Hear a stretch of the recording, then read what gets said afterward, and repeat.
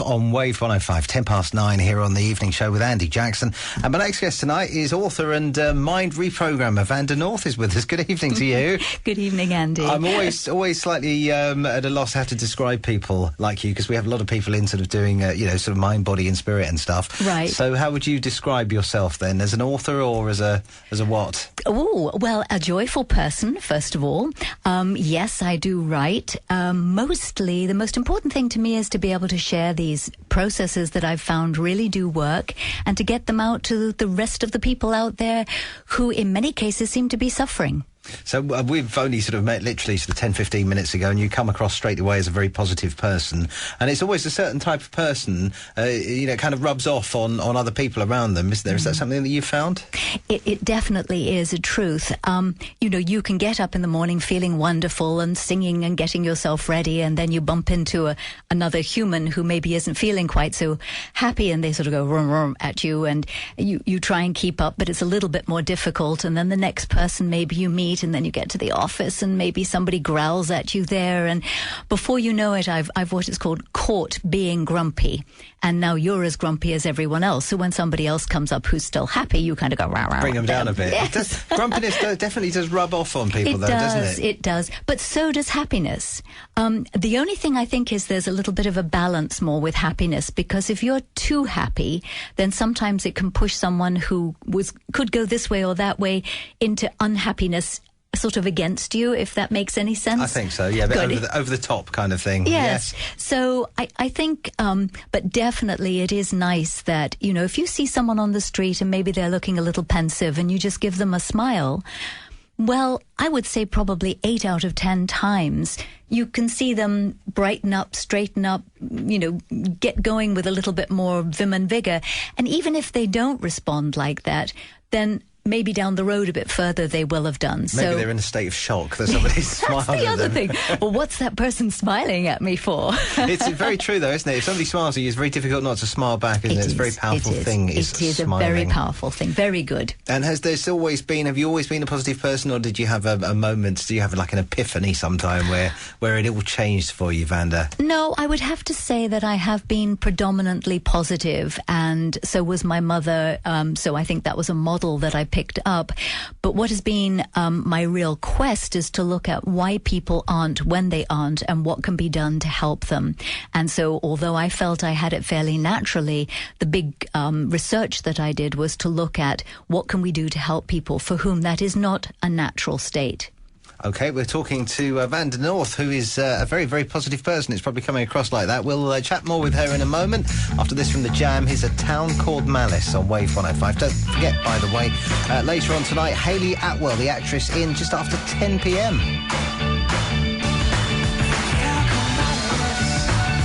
Jam and A Town Called Malice from Wave 105 coming up after 11 tonight. It's our late night love songs, and as always we give them away a romantic dinner for two. It's at Stecky in Portsmouth tonight, and if you'd like to be in the draw for that, just head on to my page at wave105.com/Andy.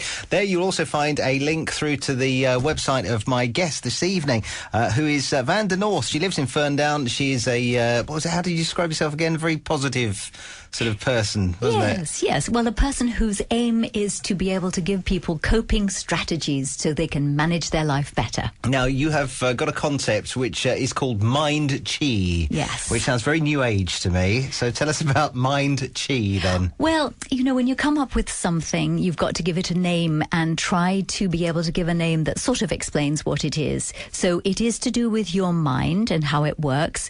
Chi we've loosely used as meaning energy, and so it is directing your mental energy. And the latest research on the brain, which is so exciting, says that we rewire our brains all the way through life. Now, what does this mean? It means that if you are, for some horrible reason, in an accident or something major negative happens to you, the brain goes immediately into work to make a new wiring to be able to find ways to let you cope at the best possible way.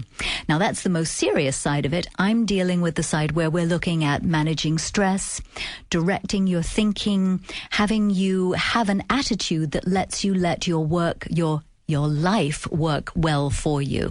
So that's what the main goal is. So in the book it says you can rewire your brain in 8 minutes a day. Yes. So how does that is it like mental exercise you have to do? Yes, there are 8 different steps that you can take.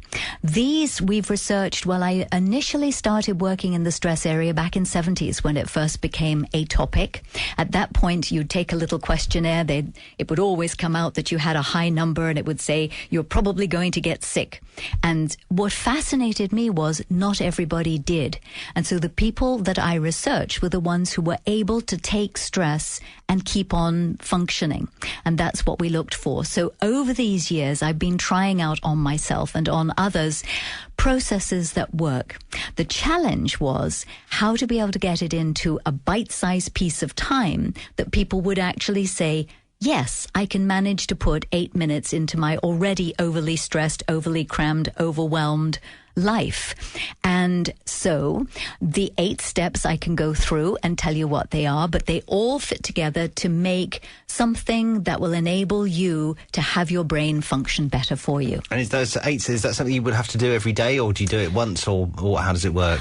I've been doing it now every day for the last 2.5 years, and the people that I've been teaching are also continuing to do it. So it's just something that becomes, for me now, like a natural habit. If I haven't taken 8 minutes during the day, then I usually do it before I fall asleep. Several people have said that they had trouble falling asleep, but once they start doing the 8 steps, the second one is quite easy to kind of just drift off. And so they found it a great solution for not falling asleep. Well, I'll tell you what, I'm interested to find out what these 8 steps are, so we'll do that in a second. After this, from 10 sharp, here's You on the evening show from Wave 105.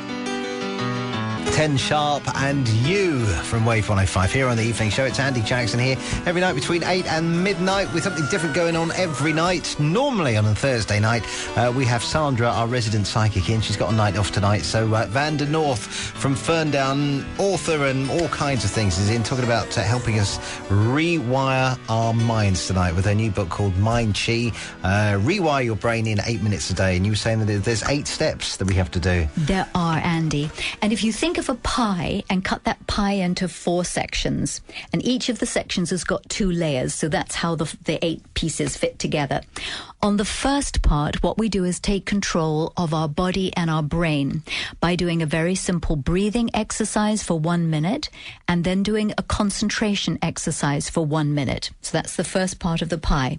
Second part, we look over the last 24 hours, and we look at the things that we weren't pleased with, that we could have done better or differently, and the things that we were pleased with. Now, the reason for this is because most people tend to make the negative far more important and bigger in their mind than the positive. And so consequently, it gets out of balance, and they can say, oh, it was awful yesterday, last week was awful, last month was awful. So we're trying to make them raise up the awareness of their little successes and diminish but put into the right place the negatives. So that's the second part of the pie. Third part of the pie is a very simple process to become aware of how you are at the moment at a body, emotional, actions and thoughts level. And if you're not pleased with how any one of those are, in the moment you can change them. So instead of always reacting to something, you can choose how you want to act. That's absolutely crucial.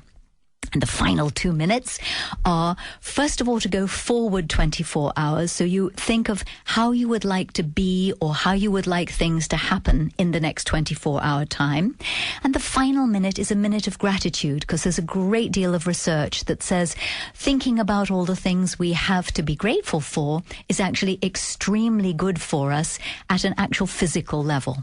That all sounds very easy. Very easy it's indeed. Very easy and very powerful. Is this something that has come about of something that's happened in your life? I mean, have you gone from good to bad and then back up again, or have you been good all the time? How's it worked? Well, I did have a time when there was really quite a dip, and it was a very good test of all of those things that I was refining.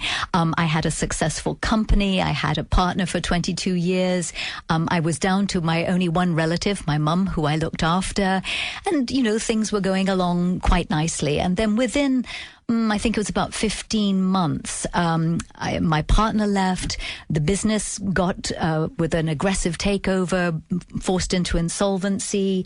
My mum became very sick and then died.